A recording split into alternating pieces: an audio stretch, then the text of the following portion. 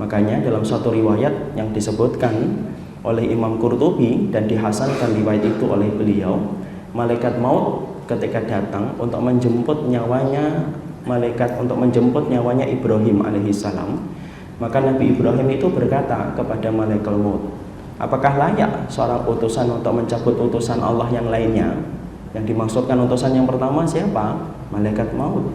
Yang dimaksudkan utusan yang kedua itu siapa? Yaitu adalah utusan Allah, yaitu adalah Nabi Ibrahim, di mana Nabi Ibrahim memiliki sifat sebagai Khalilur Rahman, kekasihnya Allah. Maka kemudian malaikat maut ketika mendapatkan pernyataan itu, dia balik kepada Allah dan menyampaikan, ya Allah, kekasihmu Ibrahim menyampaikan kepadaku, apakah layak bagi seorang malaikat untuk mencabut nyawa kekasihnya Allah? Maka Allah kemudian berfirman kepada malaikat maut, katakan kepada Ibrahim, apakah seorang kekasih tidak ingin bertemu dengan kekasih hatinya yang dia ingin jumpai?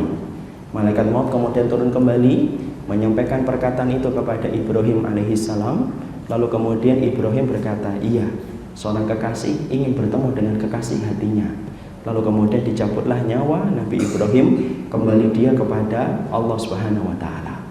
Disinilah kita memahami, Masya Allah, bahwasanya ternyata orang-orang yang mereka ketika memiliki iman, mereka itu siap untuk meninggal dunia.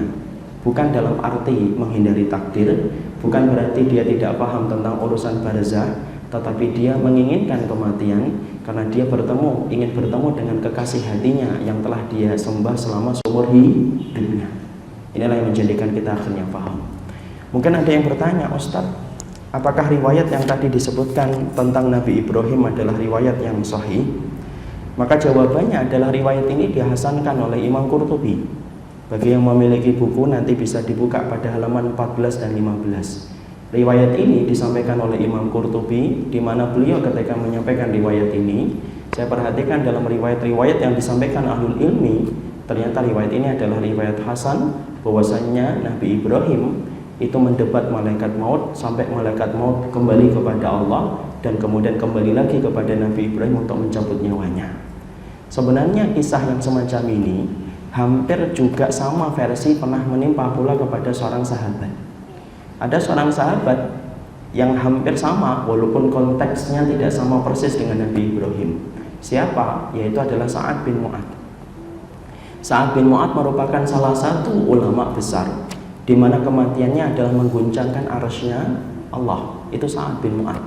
Masuk Islam umur 30 tahun, meninggal dunia umur 38 tahun. Belum genap umur 40 tahun. Tapi hanya 8 tahun beliau itu masuk Islam. Tapi kematiannya ketika dilihat oleh Nabi berkomentar singkat, inna mautahu yahtazu bi arsyir rahman. Sesungguhnya kematiannya Sa'ad bin Mu'adz itu mengguncangkan arsy-Nya Allah Subhanahu wa Ta'ala. Ada peristiwa yang penting untuk kita renungi yang menimpa sebelum kematian itu terjadi kepada Sa'ad bin Mu'adz, yaitu ketika Sa'ad bin Mu'adz dalam perang Ahzab atau perang Khandaq. Maka sesungguhnya Sa'ad bin Mu'adz itu dipanah dengan seorang tokoh musyrikun yang bernama dengan Ibnu Abi Ariqah, di mana panah itu mengenai kepada urat nadi tangannya Sa'ad bin Mu'adz, mengucurkan darah dengan begitu derasnya sampai kemudian menyebabkan lemah, menyebabkan lemas, dan menyebabkan hampir Sa'ad bin Mu'adz itu meninggal dunia. Tahukah kita apa pernyataan yang disampaikan oleh Sa'ad bin Mu'adz kepada Rabb-nya saat itu? Ya Allah, kalau memang masih ada urusan yang tersisa antara nabimu, rasulmu dengan Bani Quraidah yang belum selesai atas pengkhianatan mereka sampai kita merasakan beratnya perang Ahzab ini disebabkan pengkhianatan Bani Quraidah, ya Allah, tangguhkanlah kematianku sampai aku membantu Nabi menuntaskan urusannya dengan Bani Quraidah. Permintaan itu dikabulkan oleh Allah? Iya, dikabulkan kontan, cash oleh Allah. Lalu kemudian darah yang mengucur deras di urat nadi tangannya Sa'ad bin Mu'adz kemudian berhenti mendadak, kering langsung. Sampai kemudian Sa'ad bin Mu'adz mampu berdiri, kemudian kembali tenaganya dikembalikan oleh Allah, berjalan sampai mengepung Bani Quraidah, sampai akhirnya ditunjuk oleh Bani Quraidah untuk menjadi hakim, menyelesaikan antara persoalan Nabi dengan Bani Quraidah. Bapak tahu bagaimana kemudian saat memutuskan? Saat memutuskan tegas. Setiap laki-laki dari Bani Quraidah yang telah tumbuh rambut kemaluannya dipenggal kepalanya karena pengkhianatan mereka kepada Nabi berkali-kali dan puncaknya dalam perang Ahzab. Makanya kemudian yang terjadi adalah kemudian akhirnya diberikan hukuman Bani Quraidah. Disitulah Yahudi betul-betul hina pada zaman Nabi. Jadi kalau kita bertanya, apakah Yahudi hari ini dengan Yahudi pada zaman Nabi beda kondisinya? Beda. Kalau hari ini kita mendapati Yahudi kembali kuat karena sesungguhnya itu fitrah kembali. Allah yang menguatkan kembali Yahudi. Sebelum nanti Allah berikan hukuman yang kedua kalinya kepada Yahudi. Bapak nanti bisa dan Ibu bisa buka di dalam awal-awal surat Al-Isra, di mana Allah menguatkan Yahudi, tetapi Allah akan berikan hukuman yang kedua kalinya.